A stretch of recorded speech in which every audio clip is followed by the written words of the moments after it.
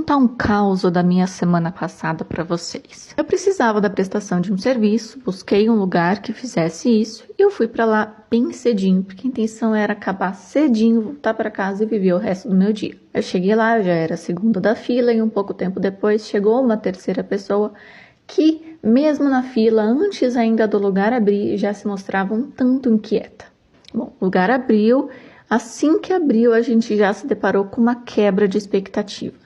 Só para que a gente pudesse abrir o cadastro, ia ter uma demora de mais ou menos 40 minutos, tanto para mim quanto para essa pessoa que já na fila estava inquieta. Só que essa pessoa que já parecia inquieta na fila, antes mesmo do lugar abrir, ficou claramente muito frustrada em ter que esperar os 40 minutos e tentou encontrar maneiras de solucionar o problema dela, que era ter o serviço realizado, mas sem ter que fazer essa espera de 40 minutos. O problema é que não tinha muito o que ser feito, nem pela recepcionista, nem por nós, não tinha. E claramente a pessoa foi ficando cada vez mais inundada por emoções diante daquela frustração. E por sinal, era visível não só para mim que trabalho com emoção, mas para todo mundo ali. Todo mundo ali conseguia perceber que essa pessoa estava inundada emocionalmente. Eu não tenho dúvida que essa pessoa sentiu um monte de emoções, talvez medo por não conseguir chegar em algum horário, em algum lugar, talvez tristeza, ansiedade e raiva. Guiada pela raiva, essa pessoa foi um tanto rude com a recepcionista. Também deve ter sentido raiva porque eu garanto que ela preferia estar às 7 da manhã no quentinho da cama dela e não ouvindo os insultos de alguém. Além disso, também gerou raiva em mim. Que ver eu sentir raiva é presenciar uma situação de injustiça com alguém que está trabalhando. Mas enfim, os 40 minutos passaram, a gente conseguiu fazer o nosso cadastro e nos direcionamos para onde a gente ia ter o nosso serviço realizado.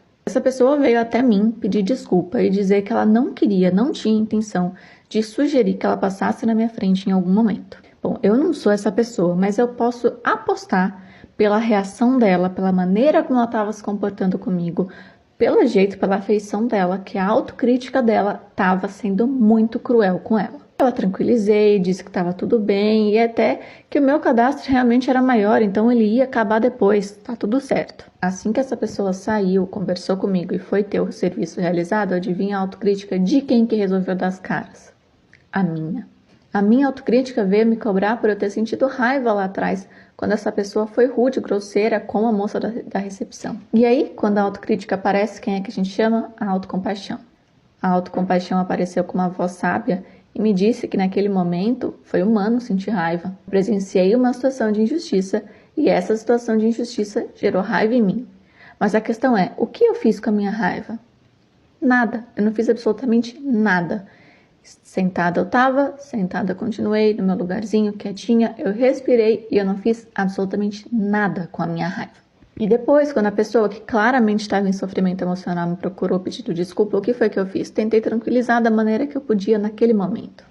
Daí eu coloquei a mão no meu coração, porque o toque reconfortante para mim é uma ferramenta que funciona muito. Eu respirei fundo, aspirei compaixão para mim, que sou humana, que sinto, que não tenho controle de quando ou como as emoções vão surgir, mas tenho controle sobre o que fazer com elas. Naquele momento eu tive a escolha mais correta, que era não jogar minha raiva para ninguém.